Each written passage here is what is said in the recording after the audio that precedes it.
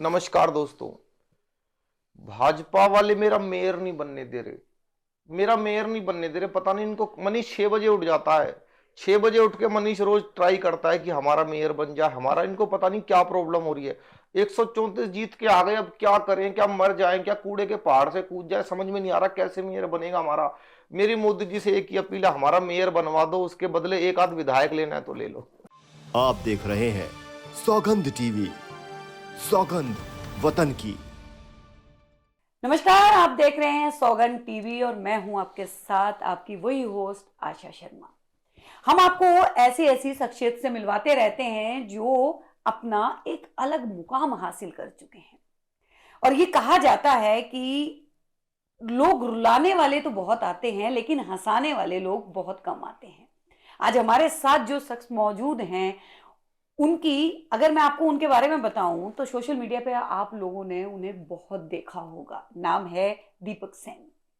दीपक सैनी एक ऐसे कॉमेडियन हैं जो कि नेताओं की मिमिक्री करके आपको गुदगुदा देते हैं। अब तक आपने बहुत सारी मिमिक्री सुनी होगी, लोगों ने की भी है। और लेकिन वो बॉलीवुड एक्टर्स और गिने चुने इक्का दुक्का कुछ एक नेताओं की होती थी। लेकिन यहाँ पे अगर बात की जाए दीपक सैनी की तो दीपक सैनी जी लगातार हर नेता की मिमिक्री बड़े ही अनूठे अंदाज में कर देते हैं। अगर वो कहीं केजरीवाल को केजरी बवाल बोलना हो तो वो इसमें भी पीछे नहीं हटते हैं। तो बहुत बहुत स्वागत है दीपक जी आपका हमारे इस चैनल के ऊपर। दीपक जी, किस तरीके से शुरुआत हुई आपके कि आपको लगा कि मुझे मतलब लाफिंग की लाइन में आना है, लोगों को हंसाना है? देखिए, ये तो एक बोर्न टैलेंट होता है, बाई बर्थ होता है। मुझे ये बचपन से लगता था कि मैं लोगों को हंसा सकता हूँ। जी। और मुझे बचपन से इस बात का भी अंदाजा था कि मैं नकल भी अच्छी कर लेता हूँ। टीचर्स की नकल कर दी, अड़ोसी पड़ोसी की कर दी, परिवार में किसी की दोस्तों की हाँ। कर दी। तो मुझे पता था। लेकिन जो मेरा इस फील्ड में आना हुआ वो हुआ कवि सम्मेलन के थ्रू। जी। मैं हास्य कवि सम्मेलन जो होते थे उस समय तो यही माध्यम था। ना टेलीविजन बहुत ज्यादा थे, चैनल्स थे, ना कोई यूट्यूब यूट्यूब तो कुछ था ही नहीं। बिल्कुल। तो मैं वो सुनने जाया करता था और मुझे लगता था 50-50 हजार लोगों की भीड़ आती है, एक आदमी माइक पे खड़ा है, इतने लोग हंस रहे हैं। हाँ हाँ। तो मैं बहुत अट्रैक्ट हुआ। बिल्कुल। तो उसके बाद कवि सम्मेलन से मेरी शुरुआत हुई। हम्म। मुझे अरुण जैमिनी जी मंच पर लेकर आए। उनको श्रेय जाता है कि उन्होंने मुझे शुरुआती मंच दिए। उसके बाद फिर लाफ्टर चैलेंज आ गया। लाफ्टर चैलेंज यंगेस्ट पार्टिसिपेंट था दिल्ली से। बिल्कुल। उसके बाद तो फिर दुनिया बदल गई। हम्म। फिर ये जो नेताओं की मिमिक्री का सिलसिला, मैं बॉलीवुड की मैं भी करता था पहले, लेकिन मैं लाफ्टर में जब गया मैंने देखा कि कोई भी बच्चा करता है। कॉलेज में जाओ तो बच्चे बच्चे नाना पाटेकर, बच्चे बच्चे सुनील शेट्टी। मैंने कहा भाई इसमें तो बात बनेगी नहीं, क्योंकि मुझे कुछ हमेशा से अलग लगता है, करना। हाँ। हाँ, मुझे हमेशा से लगता है सबसे अच्छा तो कोई नहीं होता है, सबसे अलग बनना है। बिल्कुल। तो मैंने नेताओं को पकड़ा, जिसमें सबसे पहले मैंने मुलायम सिंह जी की मिमिक्री शुरू की। उसके बाद बड़े बड़े आर्टिस्टों ने मुलायम सिंह की कॉपी करनी शुरू की। हाँ। अब वो इस दुनिया में भी नहीं रहे, उनके सामने भी कई बार किया है। शिवपाल जी ने हमें बुलाया उनके सामने, सैफई महोत्सव में भी कई बार की। तो वो सिलसिला जब शुरू हुआ तो मुझे लगा यार ये ज्यादा मेरी यूएसपी बन सकती है। उसके बाद फिर जो सिलसिला शुरू हुआ वो माँ सरस्वती की कृपा से अभी भी जारी है। और मैं अगले कुछ सालों में मैं चाहता हूं कि जो भी नेता कोई बचे ना, किसी भी हाँ। भाषा का हो, सबकी सबकी जो है करूं। मिमिक्री कर। देखिए, दीपक जी ने बहुत सारे मंचों का संचालन किया है, चाहे वो बड़े से बड़े प्लेटफॉर्म की अगर मैं बात करूं तो टीवी जगत तक तो पहुंचे ही हैं दीपक जी। लेकिन उसके साथ साथ में न्यूज चैनल की अगर मैं बात करें तो तमाम ऐसे कोई ऐसा न्यूज चैनल होगा बिरला जिसमें दीपक जी जो है वो नहीं पहुंचे होंगे। लेकिन अगर एक थोड़ा सा राजनीतिक की तरफ से अगर मैं बात करूं, क्योंकि राजनेताओं की आप मिमिक्री करते हैं, तो दीपक जी एमसीडी में पहले मोदी जी थे, अब एमसीडी में केजरीवाल जी आ गए हैं। अब केजरीवाल आ गए हैं तो क्या लगता है कि मोदी जी आपकी भाषा में क्या बोल रहे होंगे केजरीवाल जी को, और केजरीवाल जो है वो क्या जवाब देंगे मोदी जी को? ये बहुत ही कठिन आपने सवाल पूछा, क्योंकि मुझे लगता नहीं मोदी जी कभी भी केजरीवाल जी को जवाब देंगे। मोदी जी हाँ। ने नाम ही नहीं लिया उनका आज तक कभी हाँ। भी। एक बार बोला था, वो भी AK-49 बोला था। AK लेकिन चलो 49। कॉमेडी की बात है, अगर हाँ। मोदी जी और केजरीवाल का वार्तालाप होगा हाँ, तो तो किस कैसे होगा? अंदाज में होगा? एमसीडी को लेके एमसीडी और को मेयर लेकर, बनाने को लेके, सबसे मेयर पहले बनाने को मेयर लेकर। नहीं बन पा रहा है। जी। तो देखो, कोई स्क्रिप्ट नहीं है, आशा जी ने बोला तो मैं तुरंत बोल रहा हूँ। सबसे पहले मोदी जी आते, हाँ। भाइयों बहनों, मेरे देश में और देश की राजधानी दिल्ली में और दिल्ली में एमसीडी में अभी चुनाव हुआ है, मेयर बन नहीं पा रहा है। ये कहते हैं कि हमारा बनेगा, वो कहते हैं हमारा बनेगा। भाइयों बहनों, आप मुझे बताइए, ये जो मेयर है ये इशू मेजर है कि नहीं है? और इसलिए मैं चाहता हूं जल्द से जल्द मेयर बने और अच्छा बने, मेरा बने या तेरा बने, दिल्ली का काम हो। मोदी जी तो यही बोलते, क्या? लेकिन केजरीवाल जी अगर आते, नमस्कार दोस्तों, भाजपा वाले मेरा मेयर नहीं बनने दे रहे, मेरा मेयर नहीं बनने दे रहे। पता नहीं इनको, मनीष 6 बजे उठ जाता है, 6 बजे उठ के मनीष रोज ट्राई करता है कि हमारा मेयर बन जाए हमारा। इनको पता नहीं क्या प्रॉब्लम हो रही है। 134 जीत के आ गए, अब क्या करें, क्या मर जाएं, क्या कूड़े के पहाड़ से कूद जाए, समझ में नहीं आ रहा कैसे मेयर बनेगा हमारा। मेरी मोदी जी से एक ही अपील है, हमारा मेयर बनवा दो, उसके बदले एक आध विधायक लेना है तो ले लो। बहुत बढ़िया, बहुत बढ़िया। देखिए, मैं यहाँ पे बैठ के देख रही थी, लेकिन कानों में जो एहसास हो रहा था वो ऐसा लग रहा था कि मैं मुख्यमंत्री केजरीवाल या फिर प्रधानमंत्री मोदी जी के सामने बैठी हुई हूँ, क्योंकि जिस तरीके का वो है सामने। किसान आंदोलन, ठीक है, राजनेताओं को तो एक अलग वे में सबने सुना है। किसान आंदोलन आया, राकेश टिकैत जी आए, क्योंकि ये तो इस किसान आंदोलन से निकल के आए थे। आपने तो राकेश टिकैत को भी नहीं छोड़ा। तो राकेश टिकैत की जो है ना, अगर मैं बोलूं कि राकेश टिकैत के बारे में बोलिए तो कैसे बोलेंगे? देखिए, आपने कहा कि उनको नहीं छोड़ा, मैंने ना छोड़ा, किसी को ना पकड़ा। हाँ। होता क्या है कि क्योंकि हमारे घर में सारा दिन न्यूज चैनल चलता है, न्यूज के अलावा हम कुछ देखते नहीं है। बिल्कुल। चाहे वो भले ही म्यूट रहे, पर न्यूज चैनल हमेशा 24 घंटे टीवी में चलता है। टीवी हमारा बंद ही नहीं होता, न्यूज चलती रहती है। वो मतलब म्यूट में रहेगा, लेकिन यहाँ से न्यूज जो है वो कौन सी चल रही है वो दीपक जी जो है वो बखूबी अपने मुंह से, अपनी जुबान से निकाल देते हैं। तो लगभग 1 साल हो गया था, जो भी चैनल खोलो उस पर राकेश टिकैत जी, जो भी चैनल खोलो किसान आंदोलन राकेश टिकैत जी। उस पर तो मैंने कहा यार ये तो इनसे बात करनी पड़ेगी। तो मैंने उनको इतना सुन लिया कि वो मेरे अंदर ऑब्जर्व हो गए। पूरा मेरा ब्लूटूथ ऑन रहता है, पता नहीं कब कौन डाउनलोड हो जाए, तो राकेश टिकैत जी डाउनलोड हो गए। और मैंने उनसे बड़ी मजेदार, मैं सपने में सब सारे नेताओं से बात करता हूँ। हमारी टीम वर्ल्ड कप से बाहर हो गई थी, तो मैंने कहा टिकैत साहब वर्ल्ड कप से हमारी टीम बाहर हो गई, कोई सोल्यूशन बताओ। और वो कहते हैं आंदोलन होगा। भाई आंदोलन होगा, पूरा होगा आंदोलन। आंदोलन कहाँ होगा? ये होगा आईसीसी के गेट पे होगा आंदोलन। मैं कहा जी आईसीसी, हाँ, ये जो इंटरनेशनल कांग्रेस कमेटी जो क्रिकेट करवाती है वहां होगा आंदोलन। और मांग करेंगे। मैं कहा जी क्या मांग करेंगे? दोनों मैच जो हारे हैं दोबारा करवाओ। तो ये है, कोई भी कुछ भी पूछ सकता है। क्या बात है, मतलब कि राकेश टिकैत और ये। अच्छा ठीक है, पर्सनल अगर बात पे आते हैं, दीपक जी लाइफ के बारे में, सबको हंसाने वाला दीपक कभी दुखी होता है? देखिए, दुख तो ऐसे हैं, और खासकर हास्य कलाकार की आप जीवनी उठा के देखोगे तो दुखों से घिरा रहता है वो। लेकिन जो दुख पे विजय पाले वही सच्चा कलाकार होता है। और हास्य कैसे होगा?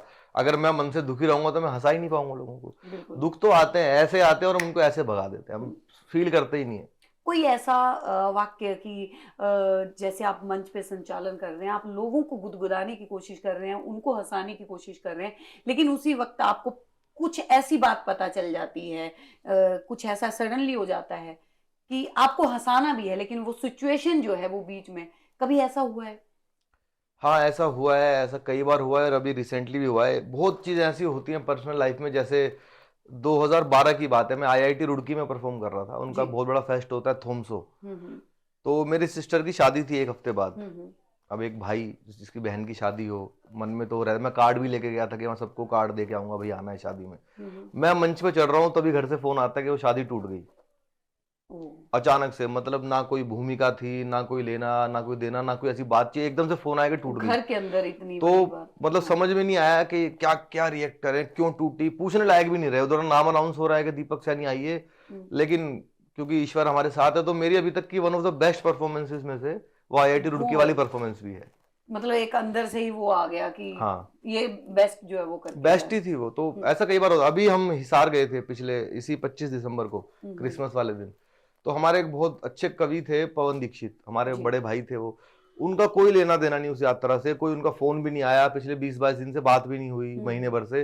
लेकिन पूरे रास्ते हम जो 3 लोग थे, हम उन्हीं का जिक्र करते हुए जा रहे थे। यार पवन भाई ने ऐसा बोला, पवन भाई ने, हम हंसते बोलते वापिस आए तो पता लगा पवन भाई नहीं रहे उनका। तो कई बार ऐसी सिचुएशन होती है कि प्रोग्राम पूरा, लेकिन प्रोग्राम तो करना ही पड़ता है। बिल्कुल, ये देखिए, ये बिल्कुल सच्ची बात है कि ये कलाकार के लिए बड़ा मुश्किल हो जाता है वो वक्त की जिस चीज के लिए, जिस कला का संचालन करने के लिए वो मंच पे चढ़ा है, चाहे फिर कुछ भी हो जाए, वो अपनी कला के साथ जो है उसके साथ जो है नाइंसाफी ना होने दे, अपने कला को सही तरीके से लोगों के सामने प्रस्तुत करे।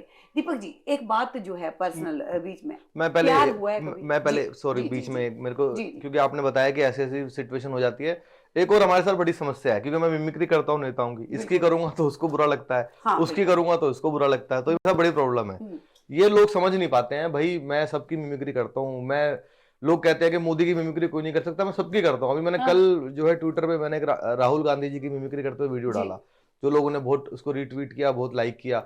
नीचे लोगों ने माँ बहन की गालें लिखनी शुरू कर दी कि मोदी की करके। उनको ये पता ही नहीं हाँ। होता लोगों को कि भाई ये इतना सा टुकड़ा देख रहे हो प्रोग्राम का आप, उससे पहले मैं मोदी जी की ही की है मैंने उस प्रोग्राम में मिमिक्री। बिल्कुल, वो आप कलाकार वो हैं भी और है। आप, हाँ, और मैं हर रोज करता हूँ। मैं अमित शाह जी की भी करता हूँ, मैं राजनाथ सिंह जी की भी करता हूँ। कोई नेता ऐसा है नहीं मैं जिसकी नहीं करता हूँ। केजरीवाल जी की करता हूँ तो आप ये गाली बकते हैं, बीजेपी वालों की करता हूँ तो बीजेपी वाले गाली बकते हैं। हाँ। तो अल्टीमेटली हमें तो इन देखिए, सब चीजों से कलाकार जो है, मैं यहाँ पे ये चीज कहना चाहूंगी दीपक जी कि अगर आप सहमत हो तो, जी कि कलाकार जो है वो किसी पार्टी का नहीं है। कलाकार जो है वो कलाकार है, वो अपनी कला से लोगों को जो है वो खुश करने की जी कोशिश करता है। जी। दीपक जी, पर्सनल सवाल सॉरी पे आती हूँ, जी। कभी प्यार हुआ है?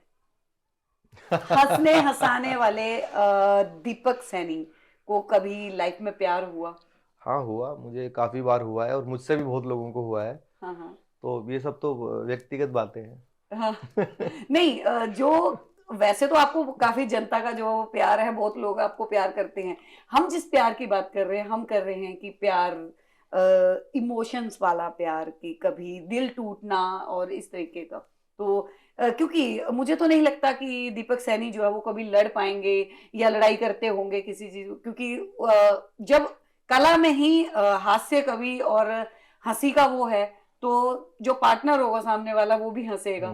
तो उस वे में मैंने पूछा कि नहीं, लड़ाई तो मेरी हो जाती है। अच्छा, हो जाती है। लड़ाई तो मैं कर लेता हूँ किसी से भी। हम हरियाणा के लोग हैं वैसे भी, हम ताली बाद में बजाते हैं, लठ पहले बजाते हैं। लट पहले बजाते हैं। लड़ाई झगड़ा हो बिल्कुल। जाता है, लेकिन हाँ हुआ है, मुझे भी प्यार हुआ है हाँ, ना। लेकिन क्योंकि लाइफ है और लाइफ में जो कुछ झटके लगते हैं, तो उसमें से एक झटका ये भी था कि जिसको पसंद किया या जिसके लिए बहुत सारा समय व्यतीत किया और जिसने मुझे बहुत समय दिया, लास्ट में उसने फिर यही बोला, यार ये कुछ और करो, ये कोई काम नहीं होता, ये कॉमेडी कोई काम नहीं होता है।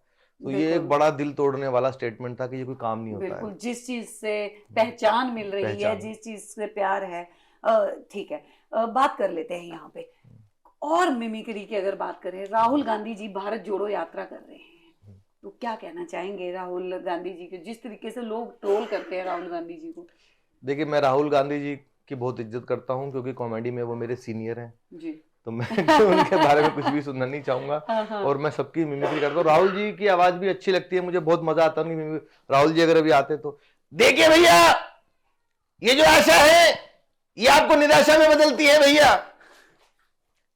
ये आती है सौगंध से, मैं सौगंध खाता हूं भैया, इस देश के अंदर चल के रहूंगा, पैदल चलूंगा भैया, टी शर्ट पहन के चलूंगा, टी शर्ट उतार के चलूंगा, मेरा देश है, मैं चलूंगा भैया। ठंड नहीं लगती है राहुल? ठंड नहीं लगती है भैया, दिल के अंदर आग है, जिगर में बड़ी आग है। क्या बात है, क्या बात है। देखिए, इस चीज के लिए तो ऐसी ही मिमिक्री सुन सुन के जो है वो दीपक सैनी के पीछे जो है वो दुनिया फिदा हो गई, और हम भी कहीं ना कहीं कायल हैं। तो इसीलिए आप लोगों को भी हमने दीपक सैनी जी से मिलवाया, और बहुत जल्द एक दूसरे एपिसोड में फिर से मुलाकात करेंगे दीपक सैनी जी के साथ। दीपक जी, आप हमारे साथ जुड़े, बहुत बहुत धन्यवाद। मुझे भी बहुत अच्छा लगा। सौगंध का बहुत बहुत शुक्रिया और आपका बहुत बहुत धन्यवाद। आप देख रहे हैं सौगंध टीवी, सौगंध वतन की।